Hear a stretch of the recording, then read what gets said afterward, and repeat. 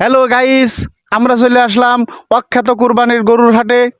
চলেন দর্শক, আমরা দেখতে পাচ্ছি ওই দূরে এক চাচা দুইটা ছাগল নিয়ে বসে আছে। চলেন আমরা চাচার সাথে কিছু কথা বলে আসি। আসসালামু আলাইকুম চাচা, ছাগল কি বিক্রি করতে আনিছেন?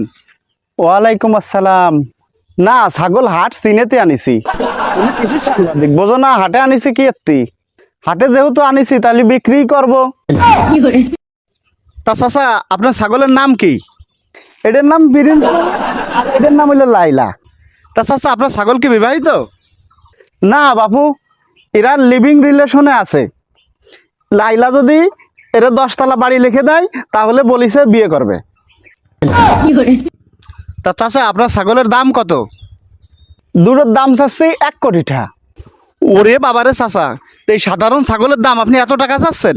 এগুলো উচ্চ বংশ মর্যাদাপূর্ণ ছাগল। এদের বাপ দাদারা সবাই ওয়ার্ল্ড চ্যাম্পিয়ন। এর দাদা আইছে সৌদির বাদশার সাথে বাংলাদেশে। দেশ ভালো দেহে আর ফিরে যায়নি, এই দেশেই থেকে গেছে। এর দাদা আসে ব্রুনাই থেকে ওই দেশের বাদশার সাথে।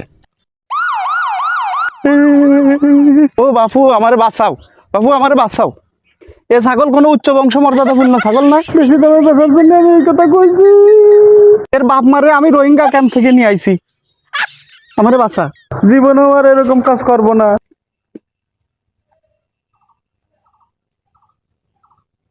যা, ও তো দেই কল আইছে, আমি খালি খালি ভয় পাচ্ছি।